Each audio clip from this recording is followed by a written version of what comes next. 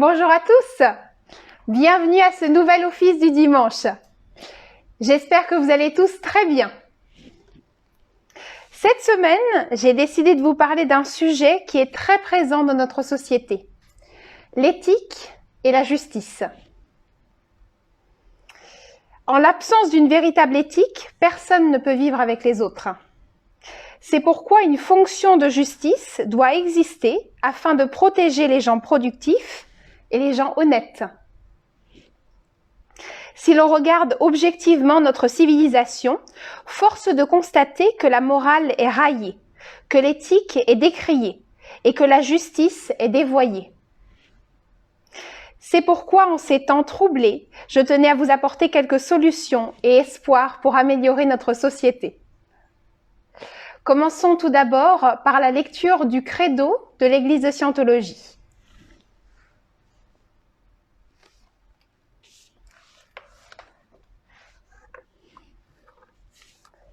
Lisez-le avec moi si vous en avez un exemplaire. Allons-y. Nous, membres de l'Église, croyons que tous les hommes, quelle que soit leur race, couleur ou croyance, ont été créés avec des droits égaux. Que tous les hommes ont le droit inaliénable d'avoir leurs propres pratiques religieuses et de les exercer. Que tous les hommes ont le droit inaliénable de vivre leur propre vie. Que tous les hommes ont le droit inaliénable à leur santé mentale. Que tous les hommes ont le droit inaliénable d'avoir leur propre défense. Que tous les hommes ont le droit inaliénable de concevoir, choisir, assister ou soutenir leurs propres organisations, églises et gouvernements. Que tous les hommes ont le droit inaliénable de penser librement, de parler librement, d'écrire librement leurs propres opinions et de se prononcer, d'écrire ou de s'élever contre les opinions des autres. Que tous les hommes ont le droit inaliénable de créer leur propre espèce. Que les âmes des hommes ont les droits des hommes. Que l'étude du mental et la guérison des maladies d'origine mentale ne devraient pas être séparées de la religion, ni tolérées dans les domaines non religieux. Et qu'aucun agent autre que Dieu n'a le pouvoir de suspendre ou de négliger ses droits de façon ouverte ou couverte. Et nous, membres de l'Église, croyons que l'homme est fondamentalement bon, qu'il cherche à survivre, que sa survie dépend de lui-même, de ses semblables et de l'accomplissement de sa fraternité avec l'univers. Et nous, membres de l'Église, croyons que les lois de Dieu interdisent à l'homme de détruire sa propre espèce, de détruire la raison des autres, de détruire ou d'asservir l'âme d'un autre, de détruire ou de réduire la survie de ses compagnons ou de son groupe. Et nous, membres de l'Église, croyons que l'esprit peut être sauvé et que seul l'esprit peut sauver ou guérir le corps. Passons maintenant à l'intégrité personnelle, écrit par L. Ron Hubbard.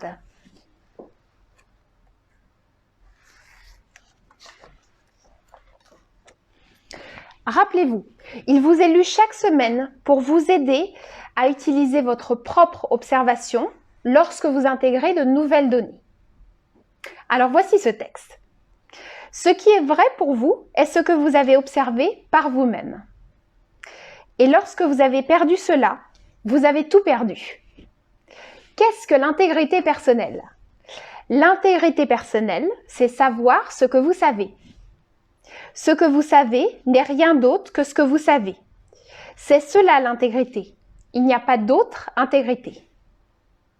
Bien sûr, nous pouvons parler d'honneur, de vérité, de tout cela, ces termes ésotériques.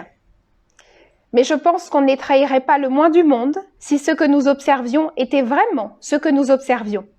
Si nous prenions soin d'observer ce que nous observons et que nous observions toujours dans le but d'observer. Et sans nécessairement adopter une attitude sceptique, un esprit critique ou indulgent. Mais certainement en maintenant suffisamment d'intégrité et de conviction personnelle, de confiance en soi et de courage pour pouvoir observer ce que nous observons et dire ce que nous avons observé. En dianétique et en scientologie, une chose n'est vraie que si vous l'avez observée. Et elle n'est vraie que selon votre propre observation. C'est tout. Passons maintenant au sermon.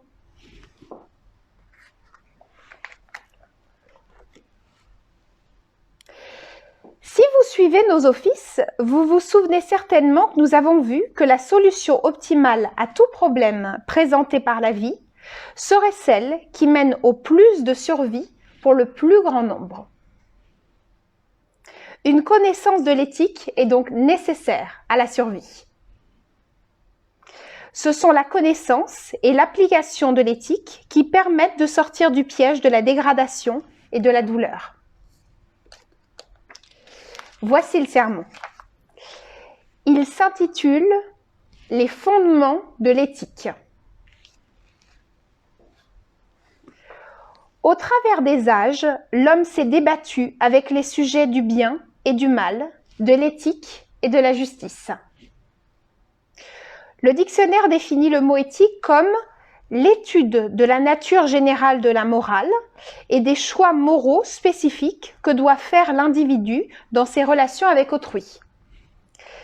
Le même dictionnaire définit la justice comme conformité au droit moral, à la raison, à la vérité ou aux faits, ou bien comme l'administration du droit.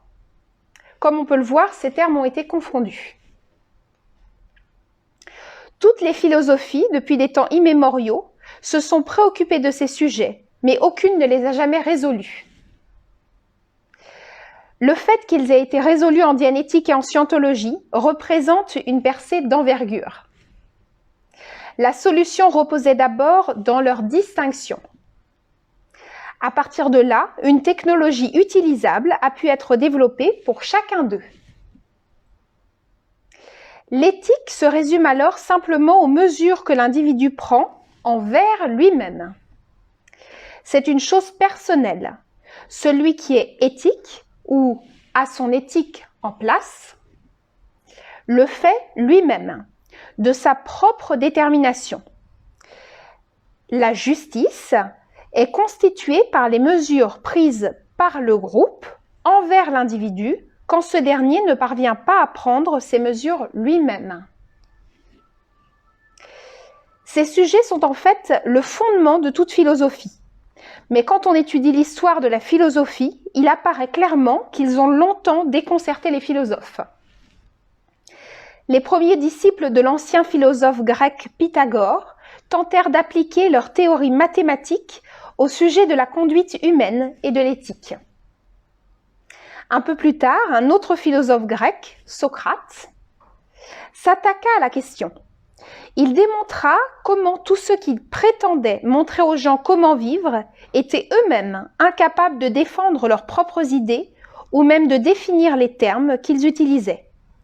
Il avança qu'il fallait savoir ce que sont le courage, la justice, la loi et le gouvernement pour pouvoir être brave ou un bon citoyen ou un dirigeant bon ou juste.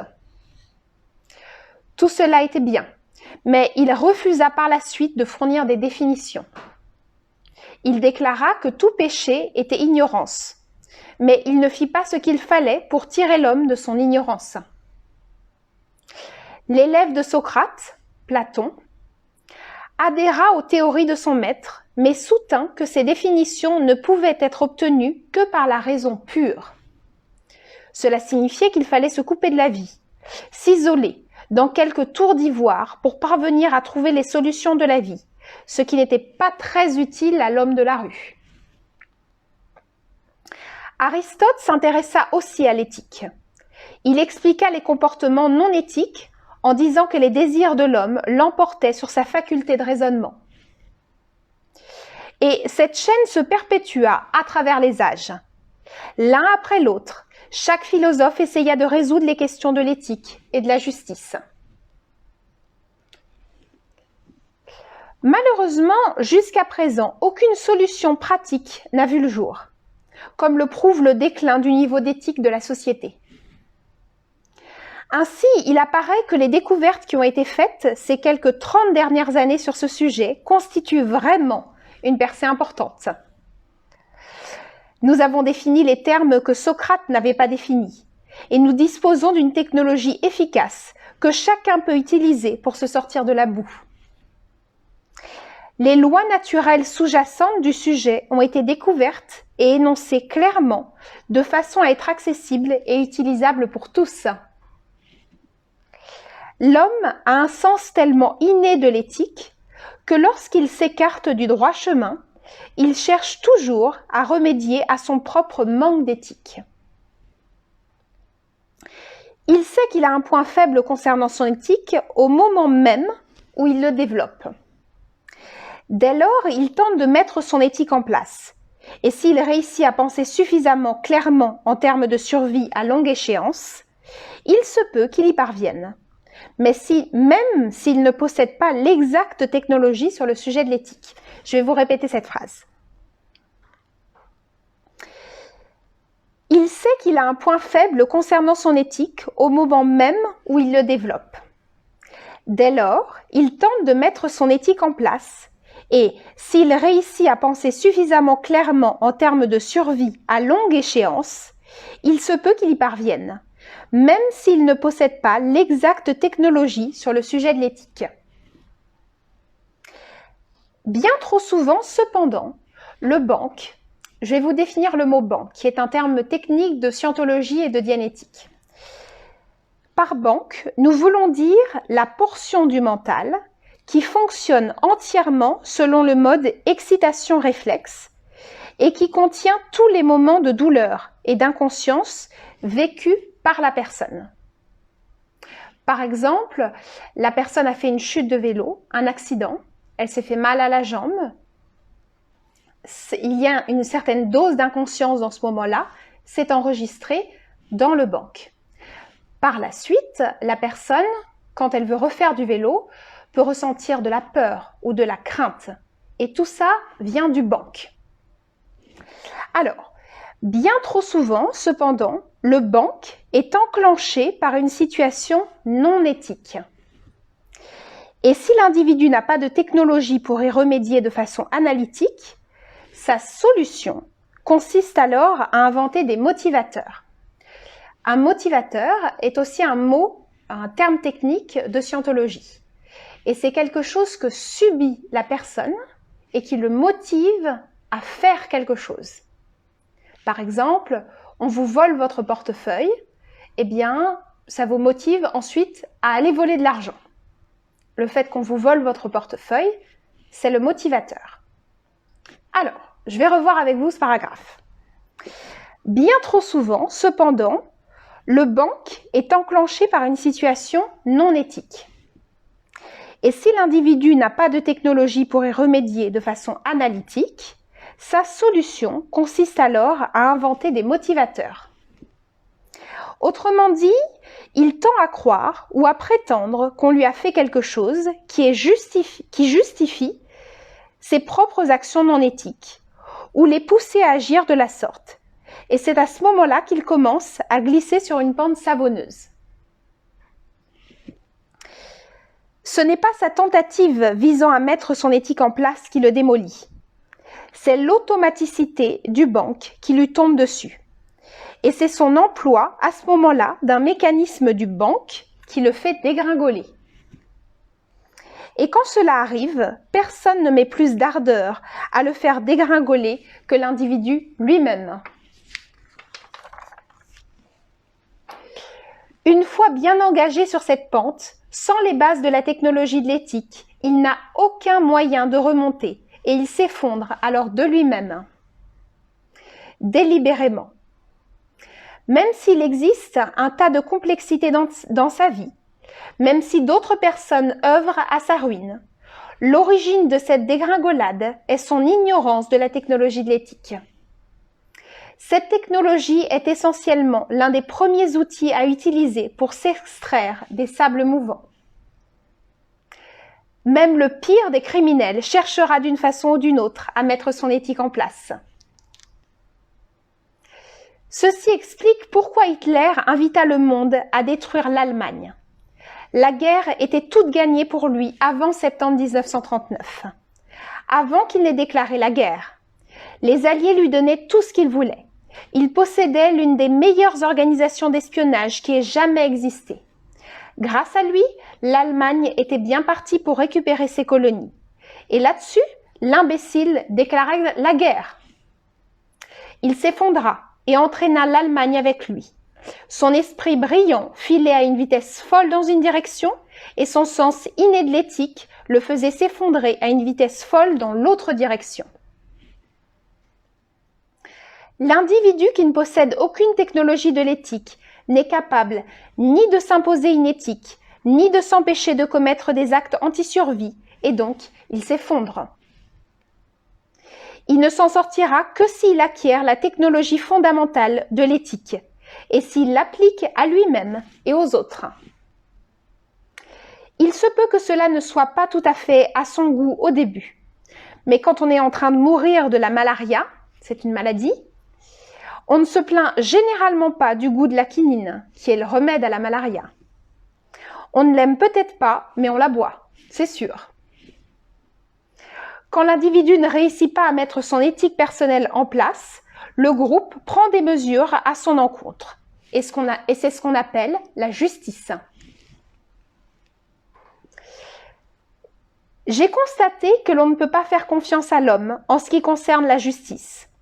En vérité, on ne peut pas lui faire confiance avec tout ce qui concerne la punition. Avec elle, il ne cherche pas réellement à établir la discipline, mais il donne libre cours à l'injustice. Il dramatise sa propre inaptitude à mettre son éthique en place, en s'efforçant d'obtenir des autres qu'ils mettent la leur en place. Je vous invite à regarder cette chose risible qu'on qualifie de justice dans notre société actuelle. De nombreux gouvernements sont si susceptibles quant à leurs droits divins en matière de justice qu'à peine ouvre-t-on la bouche, ils se livrent déjà à des accès de violence incontrôlés. Dans beaucoup d'endroits au monde, se retrouver entre les mains de la police est une catastrophe en soi. Même lorsque l'on n'est qu'un simple plaignant, sans parler du danger que cela représente si on est l'accusé. C'est aussi dans ces régions que l'agitation sociale est la plus forte.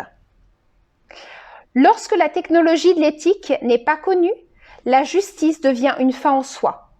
Et cela dégénère tout simplement en sadisme.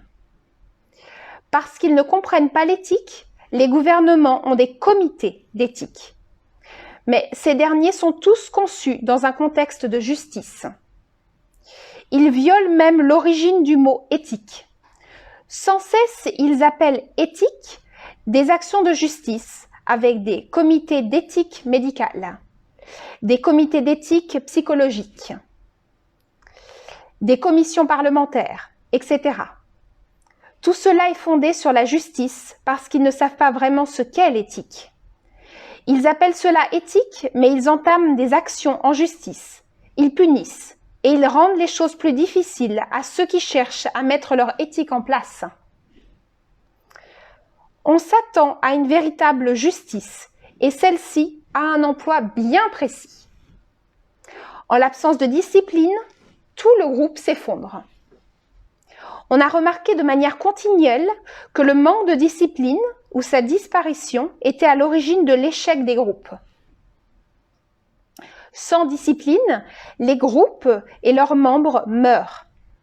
Mais il faut comprendre ce que sont l'éthique et la justice. On peut faire confiance à l'individu quant à l'utilisation de l'éthique. Lorsqu'on lui apprend à mettre sa propre éthique en place, alors la justice cesse d'être le sujet que l'on a revêtu d'une importance primordiale. La percée réalisée par la scientologie, c'est d'avoir acquis la technologie fondamentale de l'éthique. Pour la première fois, il est vraiment possible d'apprendre à un individu à mettre son éthique personnelle en place et ainsi à remonter la pente. C'est une chose tout à fait nouvelle, une découverte. Avant la scientologie, cette technologie n'a jamais existé nulle part ailleurs. Elle marque un tournant dans l'histoire de la philosophie. Chacun peut étudier cette technologie, apprendre à l'appliquer dans sa vie, puis mettre sa propre éthique en place, changer les conditions et commencer à prendre le chemin de la survie, à remonter la pente par ses propres efforts. Il est important pour votre propre bien, pour le bien de ceux qui vous entourent et pour le futur de cette civilisation tout entière que vous appreniez la technologie de l'éthique.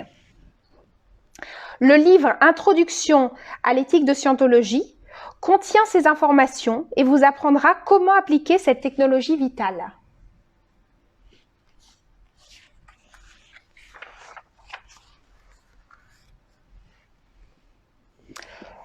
Êtes-vous d'accord? Vous ne pouvez pas bestialiser chaque homme et vous attendre après un temps à une amélioration quelconque pour la société. La tolérance, la clémence, la compréhension et le fait de s'occuper véritablement de l'individu grâce à une technologie décente et efficace de l'éthique constituent un nouvel espoir pour la justice. Nous arrivons à la fin de cet office. Samedi prochain, le 13 mars, nous fêterons l'anniversaire de notre fondateur, L. Ron Hubbard. Et pour cela, j'aimerais vous citer une citation.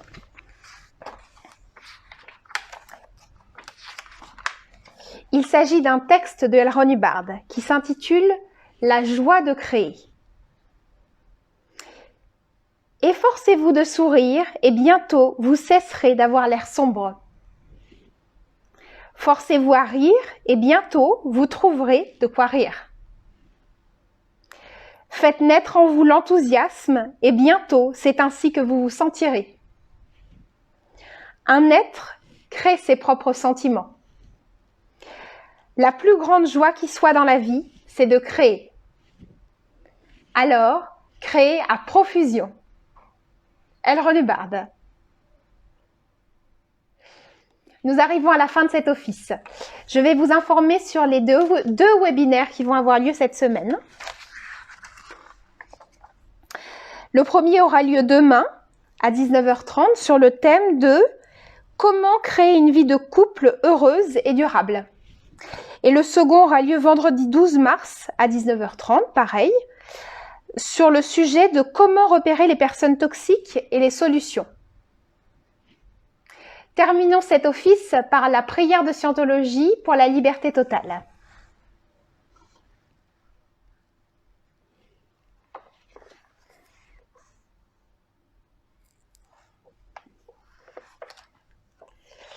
Puisse l'auteur de l'univers donner à chaque homme la possibilité de parvenir à la compréhension de sa nature spirituelle. Puisse notre conscience et notre compréhension de la vie s'agrandir, afin que tous puissions découvrir l'auteur de l'univers. Et puissent d'autres aussi atteindre cette compréhension qui mène à la liberté totale. En ce moment, nous pensons à ceux dont la liberté est menacée, à ceux qui ont souffert d'emprisonnement à cause de leurs croyances, à ceux qui ont été asservis ou martyrisés, et à tous ceux qui se font brutaliser, piéger ou attaquer. Nous prions pour que les droits de l'homme soient préservés, pour que les peuples puissent croire et pratiquer leur foi librement, afin qu'à nouveau la liberté règne dans notre pays. Libérés de la guerre et de la pauvreté et du besoin, libres d'être, libres de faire et libres d'avoir. Libres d'utiliser et de comprendre le potentiel de l'homme, un potentiel d'origine et de nature divine. Et libre de parvenir à cette compréhension et cette conscience qu'est la liberté totale. Dieu fasse qu'il en soit ainsi. Je vous invite au prochain office du dimanche qui aura lieu le 14 mars à 11h en ligne. Et je vous souhaite un excellent dimanche. Merci.